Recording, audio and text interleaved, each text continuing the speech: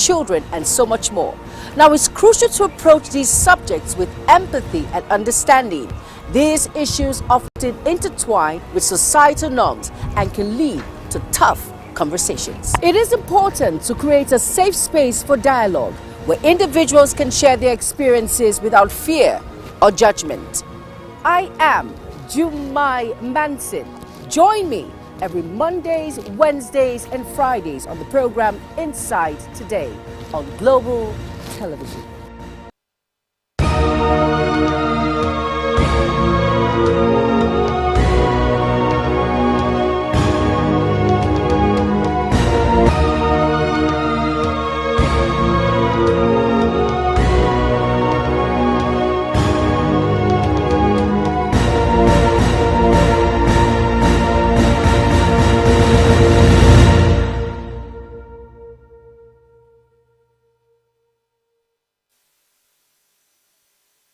Neighborhood brings mixed feelings of excitement and need for vigilance.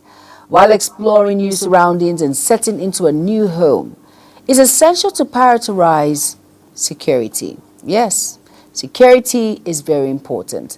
This isn't just about protecting your property, it's about ensuring your safety and peace of mind. Hello and welcome to Inside Today. I am Jumai Manson. Today we'll be delving into the housing factor, tackling security challenges in a new neighborhood. And I am being joined by Chris Oyakilome Onere. He is the country's rep, African Asian Joint Mechanism for SDG implementation. Do not go anywhere. The program continues shortly. Stay tuned.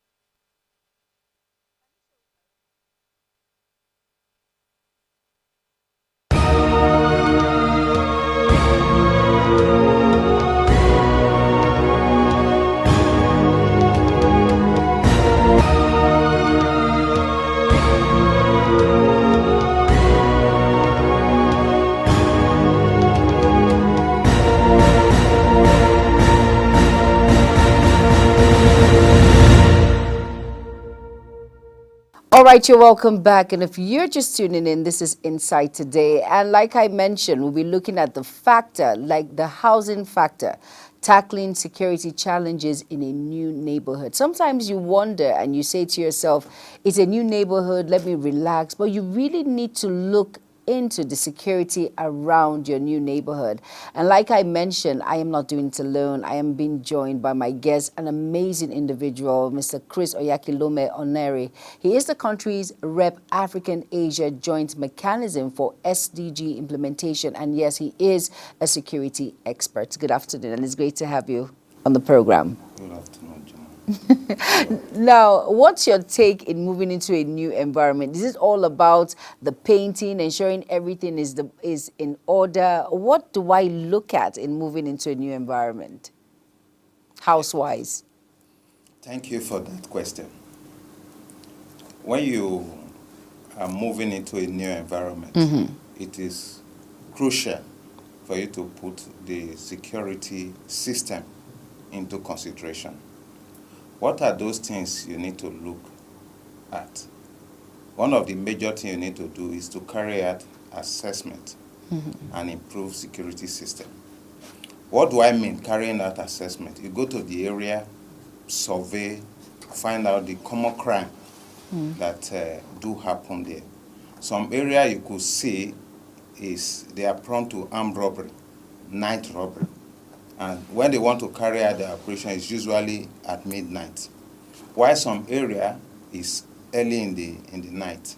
While some is prone to early morning, the hour of 4, 5, 6, and 7. And while some area is just a day house break, while some kidnapping, some assault. So when you get all this information, it will help you to know how you can plan your security system you put in place. So 4 things you need to do, like I mentioned. The first, you carry out assessment and improve security network. Secondly, you enhance your already existing security system that is in place. And thirdly, you make sure you have a built network, neighborhood network. And fourthly, you have up-to-date information. If you want to enhance your security system, what do you need to do? After carrying out an assessment, you need to check your burglaries. Are they okay? Your lock system, are they okay? Can you put in camera, CCTV to watch your area for you? So all those things are what you need to put in place. If there are bush around you, can you bring them down so that you have a clear visibility? Can you improve on the lighting system? Your window, are they properly locked? You check all of this, and you come to your neighborhood system, building a relationship. You need to know your neighbors. You need to associate with them so that you don't isolate yourself from the happenings in the area. Once you now do that, that will now help you to get up-to-date local information. Ensure there are WhatsApp platform made for residents. Ensure you are among that platform so that what is happening in the neighborhood, you'll be getting first-hand information. So when you do all of this, when you move into your new home, yes, you cannot completely eradicate security threats, but we can minimize it to the barest minimum. Okay, talking about minimizing security threat. Now, how can an individual best secure their doors, their windows to prevent all of these break-ins or the burglary that happens during the daytime when no one is at home or at nighttime? Because I've heard stories whereby residents would tell you they were in the house when this theft happened, and they were in the house. These individuals, these miscreants, came in through the windows, or there's a magnet that they use or something. So how do I best secure my windows and my doors to prevent all of these break-ins? Yeah, just like I've said before, your security system must be well on ground. Your windows, check your burglary proof. Are they strong enough? Are they pipe? If it is the pipe type, it is easy for them to break. So when you check your window and discover that it's the pipe type, you need to improve on what is already on ground. And you check your door. Is it a soft door that they can easily push and get opened? When you carry out all those assessments, can I have a dog in the house? Because if you have a dog in the house, it will alert your neighbors when there are threats. And if you can't do that, can I engage a security man? And if you cannot do that, maybe that is expensive for you.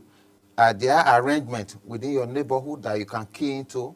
Maybe your estate or your area have daytime security that patrols. Can you establish a relationship with him? Can you have his contacts?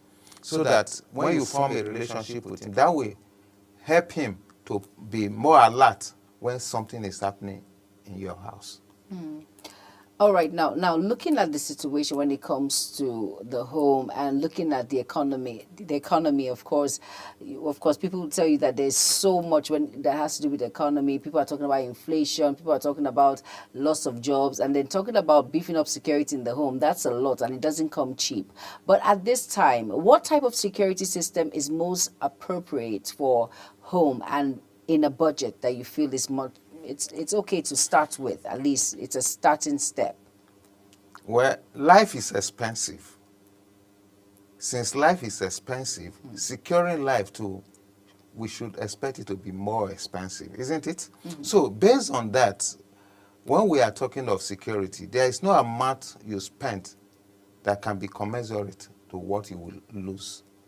First of all, if it is a sizable home, you need to think of camera.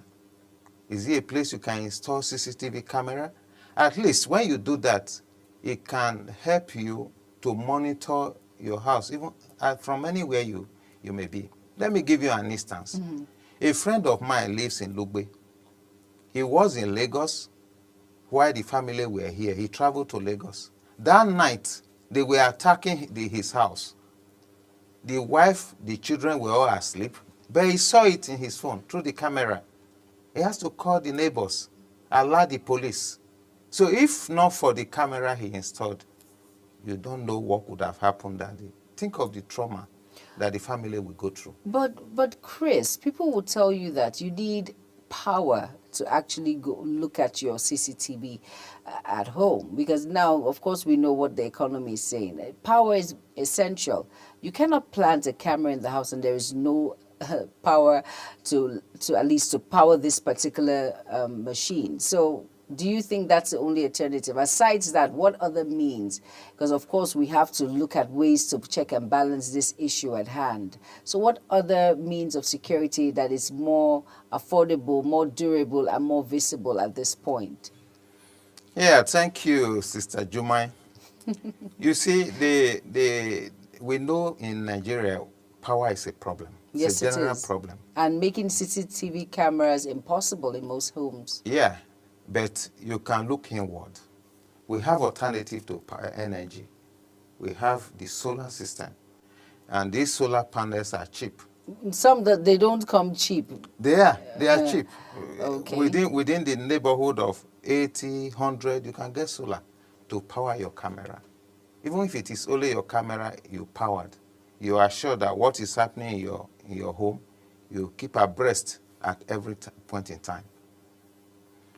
So after that, after installing solar, if you feel solar is expensive, if you have an intruder, think of the trauma. Think of losing your valuables. It's always better to take a proactive measures in averting certain things that when it happens, it can place a burden on you, a burden of spending money you do not really have. Because there are certain things, for example, they break into your home. The first burden is to get that place fixed. Because if not, it's exposing you to further crimes. So if you don't have the money, you have to think of, first of all, how do I rectify this place they break in from?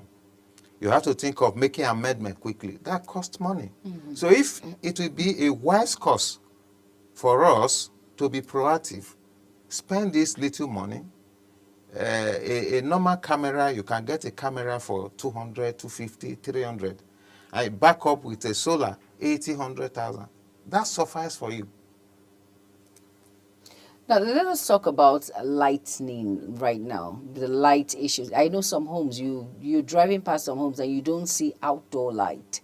Now, how does that help to prevent insecurity in the home or the environment? Is it important, or is it better? Some people tell you it's better to leave it dark so no one really sees the home from afar or see the home. Or some say it's better to leave the light on outside the house so that you can actually see who is out there. So which is which? Explain it to us. But before you do, let's go on a very quick break. The program continues shortly. Stay tuned.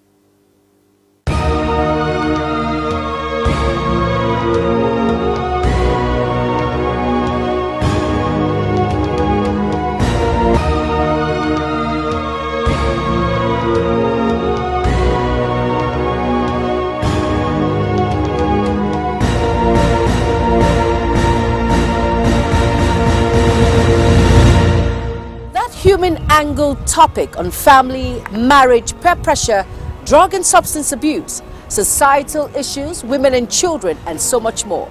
Now, it's crucial to approach these subjects with empathy and understanding. These issues often intertwine with societal norms and can lead to tough conversations. It is important to create a safe space for dialogue where individuals can share their experiences without fear or judgment. I am Jumai Manson. Join me every Mondays, Wednesdays, and Fridays on the program Inside Today on Global Television. All right, you are welcome back. And if you're just tuning in, this is Insight Today on Global Television. And we're looking at something very important to talk about. It's the housing factor, tackling security challenges in a new neighborhood. And you might wonder, Jumai, what does that have to do with me? It has everything to do with you because it concerns you. And these are measures, very little measures that you take to keep yourself protected from harm's way. And like I mentioned earlier on in the program, I am not doing it alone. I have Chris Oyakilome Onere. He is the country's rep African Asia Joint Mechanism for SDG implementation. And yes, he is a security expert. Now, thank you for being a part of the program again. And then let's talk about the lightning factor right now. What role does it play when it comes to security? When I started this discussion, I did mention visibility. Yes, you did. So what do I mean by visibility? Is lightening up your environment. The outdoor need to be bright so that whatever is happening can be visible to you inside and to those outside. It could be your neighbor. But the lights inside should be totally put off with all your windows and doors shut. For example, if your fence is not too high, which we are expected not to mount a very high fence, because that alone is an insecurity. Once somebody jump into your fence, if it is too high, your neighbor will not know what is happening. So they are cut off completely from knowing what is happening, whether to rescue you, to intervene, and all of that. So lighting up your environment, somebody from afar, and your fence is not too high, the person can easily see what is happening in your compound, in your house. And if it is something for him to alert the local security or the police, or even to make noise, there are cases where you feel something is happening in my neighbor's compound. All you just need to do is to make noise, because there is one thing intruders don't like. They don't like noise. So when you see an intruder, if it is possible, scream, shout. They don't want you to shout. So if you shout, you are alerting your neighbors of the dangers, and that will keep them informed of what is happening in your house. But sad to say, many of us prefer, once you see them, because of fear, to comply. Yes. So first of all, your defense mechanism is to shout, alert your neighbors. And for you to do that, once the place is bright, first of all, somebody coming in will take some precautions. It will not be easy for him to jump your fence when he knows that probably and possibly somebody may be watching him from afar. So lightning outside, keeping the inner light dark is key for security measure. Now, you mentioned and you said something about once you have a fence. Now, there's some federal housings that they do not have fences. They have, you know how it's built, very low fence or no fence at all. It's just the house, just free access. How do you keep security intact in those kind of houses? Yeah, the low fence without fence at all is No better. It's better. Really? Yes, because you feel you are exposed, but your neighbors can keep their eye on your house. They help you watch. They notice when something strange is happening in your house. But once there is fence, you keep that your defense mechanism off. You shut it off. Your neighbors will not be able to know what is happening. And once any intruder comes into your house, he feels safe and secured. That is why you hear that there are some operations. The robbers will enter the house, even demand for food. They will make themselves comfortable because they know that nobody from outside can see them. But if there is no fence in your compound, it makes it better for you. But here in the part of Nigeria, we feel I must put fence in my house. Some don't even know why they put fence. It's not just because of security measure. They just feel, since all this, my neighbors. Privacy. Not really privacy. They want to go with the trend. Okay. Because every other person is fencing and getting their homes. They feel, okay, once I don't fence my home, it exposes me to intruders. That is not true. I can tell you, in my house, when I built my house, there was no fence. And nobody entered my house. But immediately, the week I put fence and gate, that week they burgled my house. Because I shut down the first defense mechanism of the neighbors being the watch of my house. So based on that, I encourage people, if you must put fence, let it not be too high. Like in my case, I have to reduce my fence. It was very high, but immediately I saw that happen, I have to reduce it. So that once you are passing, you can see what is happening in my compound. Now, what are the best practices for protecting valuables and personal information? Yeah. Do not disclose your information. We are in the era of social media. People are very happy posting pictures, posting information up to date about their family, their children.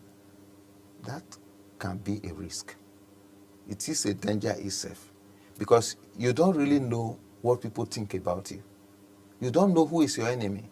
Those little information you are dropping online, somebody could be useful for somebody who is really interested to do findings about you and see what he can get from you. So I advise the public, limit the information we give out. Limit our discussions, especially about our children. Don't be quick to put your children's, your family's information on social media. When you are enjoying, you enjoy alone. And when you are suffering, you suffer alone. Nobody cares. But we want to paint an image that all is well, even when all is not well. Thereby exposing our family, ourselves, to security risk. Well said. Thank you so much. Thank you so much, Chris Oyakilome. This has really opened our eyes. And of course, a lot of people, they see social media as a trend. It's something that it's, once it's a trend, everybody wants to do it. And at the same point, not knowing that they're actually exposing themselves to harm. And it's much more than harm than good at this point. Thank you so much for being a part of Insight today. Thank you. I really appreciate it. Thank you, Sister Jumai. Now, in conclusion, securing a new neighborhood involves a magnificent approach, from fortifying your homes to physical security with the right locks and advanced system to fostering a vigilant community like Chris Oyakilome mentioned. Through neighborly interactions, the goal is to create a safe and secure living environment. By proactively implementing these strategies, you can significantly mitigate risks and ensure peace of mind in your new home and your new environment. Of course, thank you so much, Mr. Chris Oyakilome Onere. He is the country's rep African Asia Joint Mechanism for SDG implementation, and he is a security expert. Thank you. It is my pleasure. Thank you. And it's a wrap on the program Insight.